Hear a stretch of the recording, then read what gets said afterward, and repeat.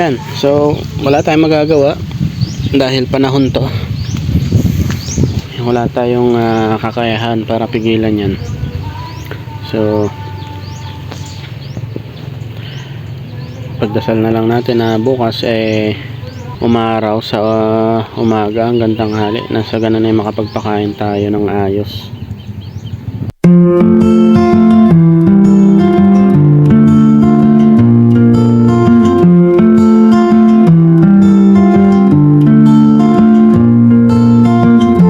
Good day mga kabady, 10:25 na ng umaga at ngayon pa lang po tayo makakapagpakain gawa ng makulimlim na naman mga kabady.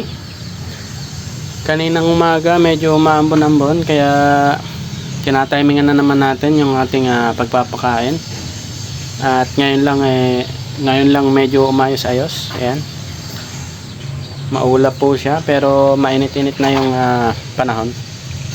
Yan, so mag-start na po tayo at ang ating mga fingerlings ay ika 18 days na mga kabady. Start na.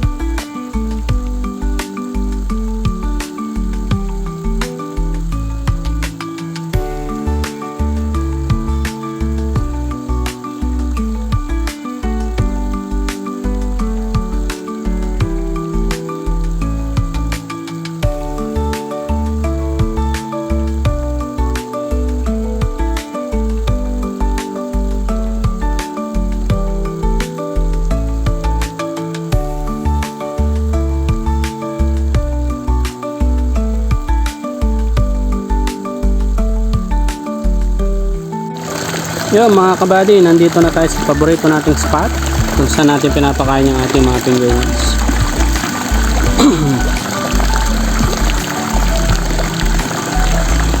Yan, at ang panahon ay hindi pa rin maintindihan mga kabady. Sa hapon, umaaraw na, akala ko dire-diretso na yan. Pero biglang sa hapon ng gabi hanggang madaling araw ulit ay todo ang ulan hanggang kanina umaga, kaya medyo nalilit na tayo magpakain gawa ng pinapakiramdaman natin yung panahon. Akala ko nga kanina hindi ako makakapagpakain ngayong umaga gawa ng sobrang makulimlim, tapos ang tumitim talaga ng ulap, parang any moment babagsak yung ulan. At buti na lang ngayon ay hindi na. Makulimlim pa rin naman mga kabady, pero walang sign na uulan ngayon. Baka mamayang tanghali na naman or hapon. Yan, at least ay tayo ay nakakapagpakain pa rin araw-araw. Yan, wala namang mintis, kaya nga lang hindi tayo nakakapagpakompleto ng 3 beses, panay 2 beses lang. Buti naman at ang ating mga tilapia ay maayos pa rin, or fingerlings. Ay, mga nandun naghahanap pa rin sila ng pagkain. Papunta na yan dito mga kabady.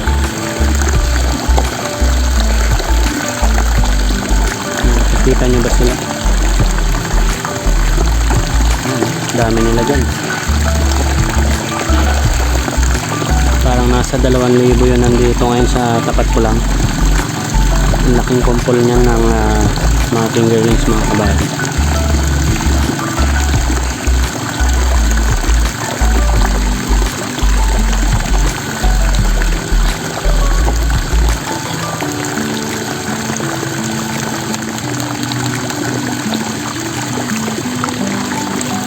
Yan, so kahit pa nagdagdag na tayo ng ating pakain ay parang kinukulang pa rin sila.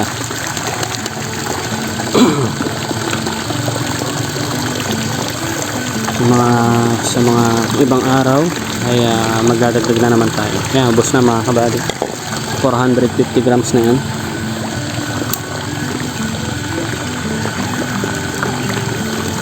Tapos mamaya na lang ulit natin sila bibigyan kung sakali. Bali, ang gagawin ko na lang siguro mga after 3 hours ay magpapakain na ulit ako para hindi sila ma-stress kasi ano, tingnan nyo, gutom na gutom pa rin sila.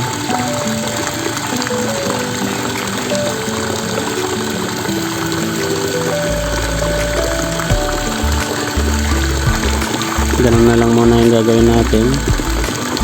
Kung dati after 4 hours, 5 hours tayo nakakapagpakain, gawin ko mamaya ay after 3 hours para naman sa ganun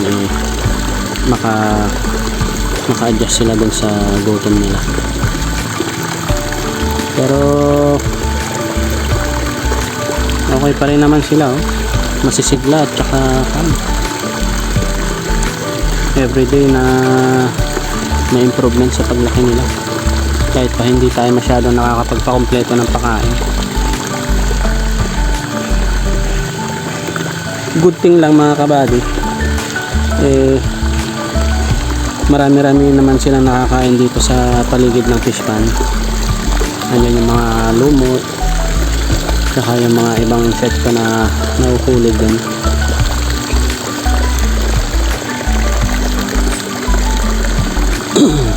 Yan.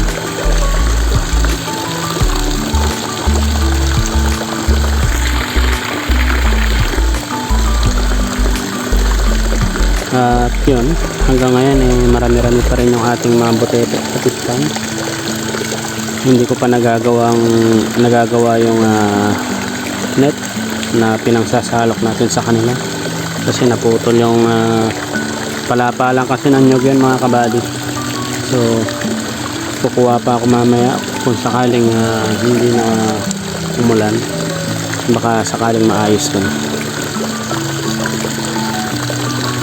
Ang dami pa rin nila pero ang dami ko na nabawas yan mga kabady. Baka nasa 15 kilos na ng butete yung nasalok ko dyan mga kabady.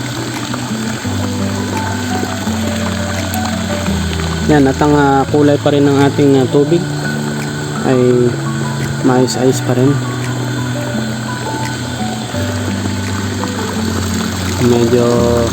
Hindi medyo murky yung ating tubig. Yan.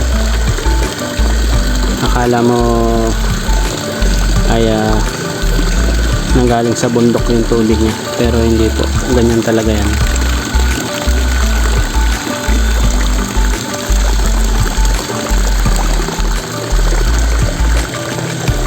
Yan, so mga kabady, tapos na tayo magpakain. Mamaya na lang ulit, update ko kayo. Update mga kabady.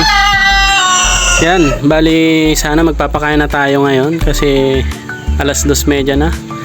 Kaya lang umaaraw tapos umuulan. Yan. So hindi pa ako makapagpakain. Siguro mamaya na lang mga kabady, mga bandang alas 4 sana tumigil yung ganitong panahon. I-update ko na lang ulit kayo mamaya mga kabady. Yan mga kabady, muulan. Manipis lang yung ulap pero umuulan talaga siya. So hindi ko na ipipilit magpakain ngayon. Buti na lang nakapagpakain tayo kahit isang beses kanina umaga. Yan, bali papakita ko na lang sila sa inyo. Ayan, gutom na sila.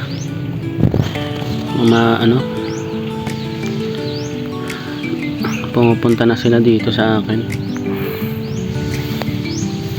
Teka lang mga kabady. Ayan na sila mga kabady, pupuntahan dito sa tapat ko. Kaya lang hindi tayo makakapagpakain ngayon. Gawa ng umuulan naman. So bali bukas gawin ko na lang 500 grams yung papakain ko sa kanila para na sa ganun makabawi sila sa gutom. Yan, so wala tayong magagawa dahil panahon to, wala tayong kakayahan para pigilan yan. So pagdasal na lang natin na bukas umaraw sa umaga hanggang tanghali, nasa ganun ay makapagpakain tayo ng ayos. Yan, so pagpasensyahan nyo na muna mga kabady, bukas na lang ulit.